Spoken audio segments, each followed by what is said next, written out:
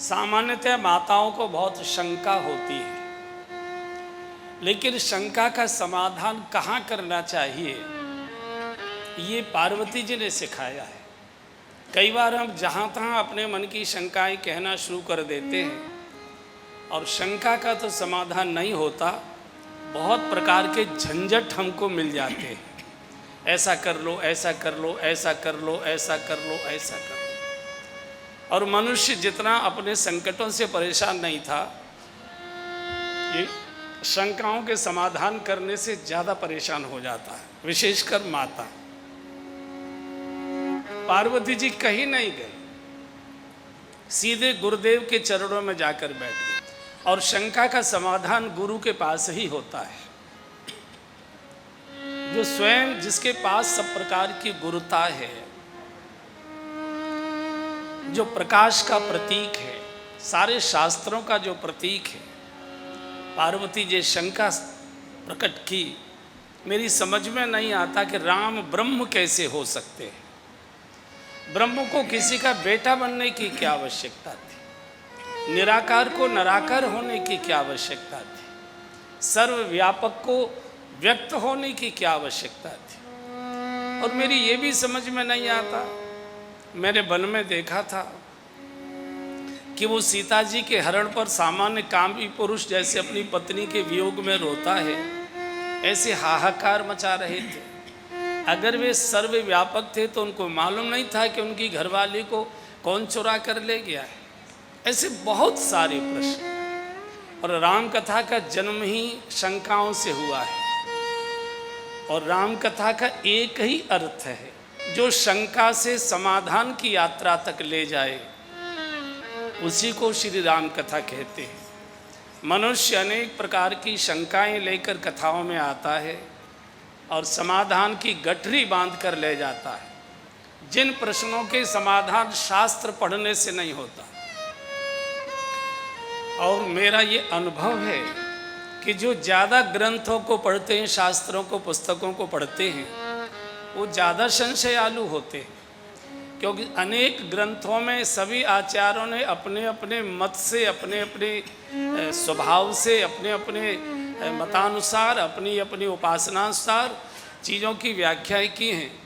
अब ये सत्य है कि ये सत्य है, ये सत्य है कि ये सत्य है, इसी में उलझता रहता है। बहुत बड़े बड़े लोगों के पास हम बैठे, कोई समाधान नहीं मिला, ऐसा फिर व्यक्ति निराश हो जाता है, कुछ नहीं है, सब बेकार की कपोड़बाजी है। तो ग्रंथ तो और ग्रंथियों में जकड़ देता है। ग्रंथ का अध्ययन मैं मना नहीं कर रहा हूँ, लेकिन ग्रंथ भी किसी न किसी योग्य महापुरुष के चरणों में बैठकर ही करना चाहिए, तब उसका समाधान होता है। और गोस्वामी जी ने तो बिल्कुल सीधे कह दिया कि शंका का समाधान कब होगा और कहाँ होगा। तो गोस्वामी जी कहते हैं, जब पाहु काल करिए सत्संगा, जब पाहु काल करिए सत्संगा, जब पाहु काल करिए सत्संगा, जब पाहु काल करिए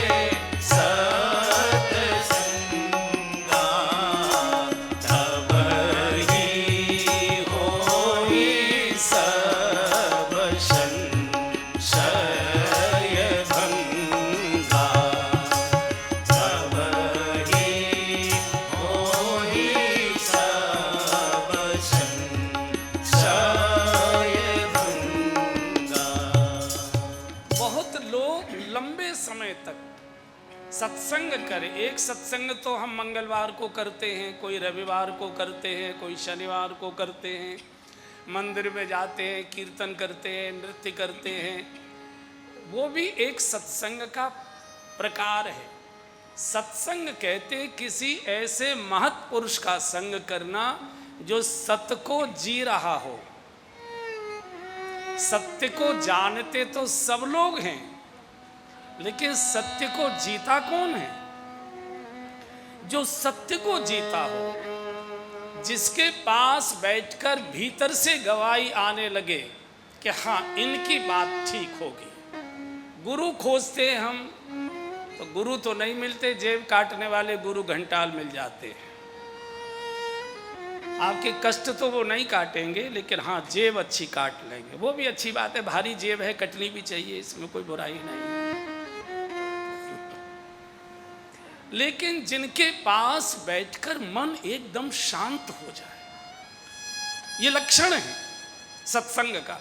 किसके पास हम बैठे? एक प्रश्न आता है कि कहाँ बैठे, किसके पास बैठे? दुनिया बड़ी बुरी है, मनुष्य अच्छा कैसे बने?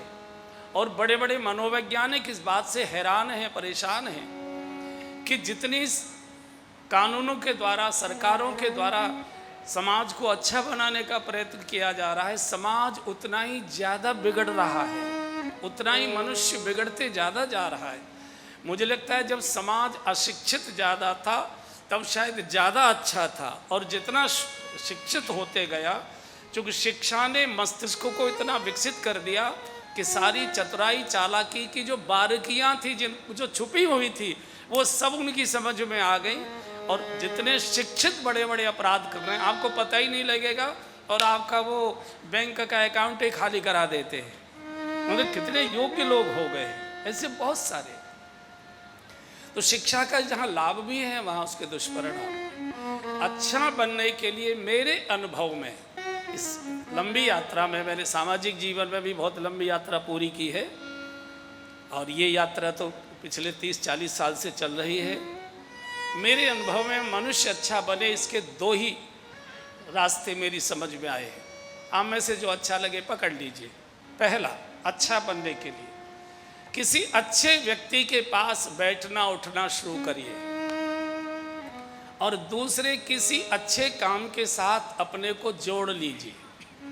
अब तुरंत आपके मन में ये प्रश्न आएगा कि अच्छा व्यक्ति किसे कहते हैं? अच्छा भाषण देता है वो अच्छा है, अच्छा व्यवहार करता है वो अच्छा है?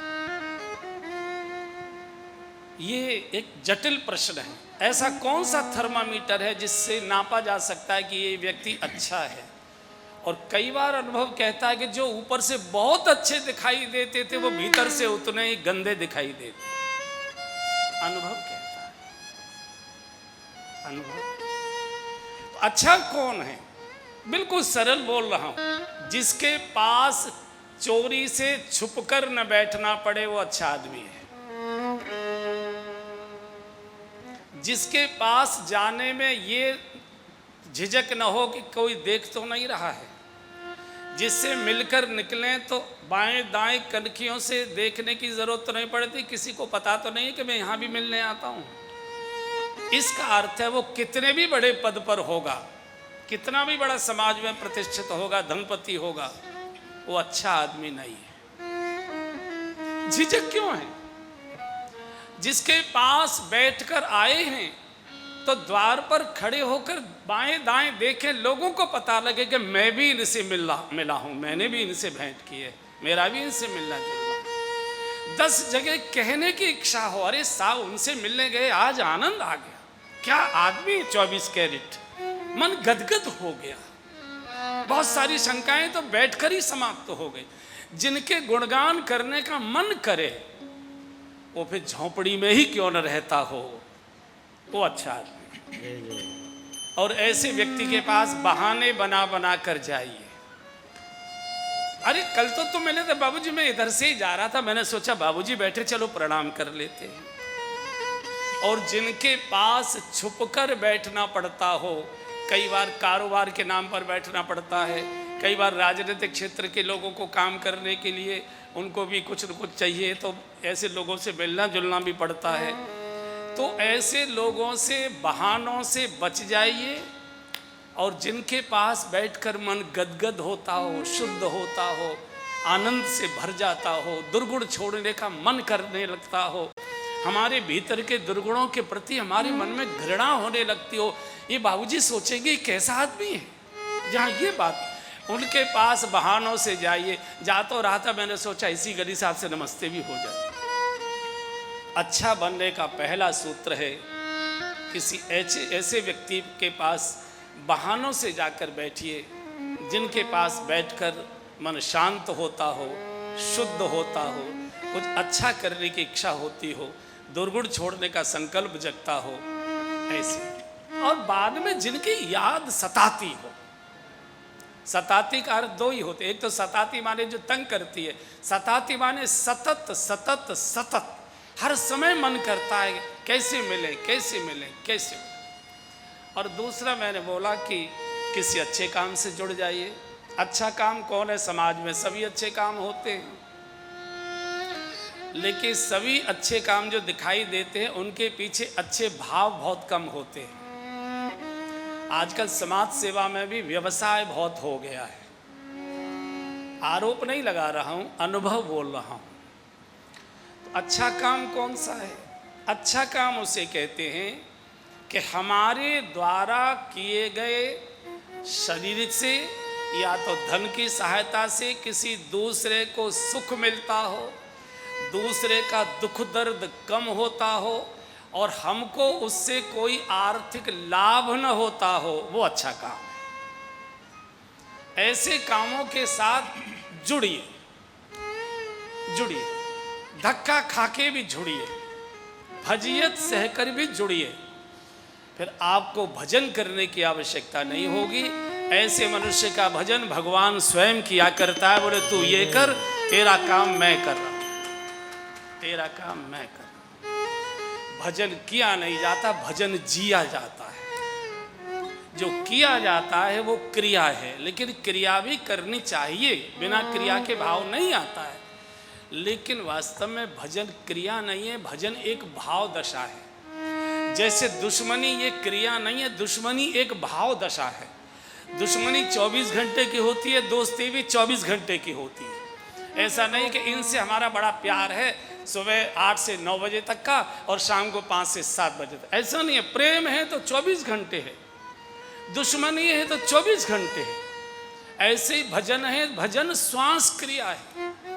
जैसे किसी से दुश्मनी होती है तो हर श्वास में उसके लिए गाली निकलती है, देनी नहीं पड़ती, हर श्वास उसके लिए चीखती है। जिससे प्रेम होता है, हमारी हर श्वास उसकी याद में डूब जाती है, उसमें खो जाती है। तो ऐसे ही ये जो शुभ कार्य है ये क्रिया नहीं है, एक भाव दशा है।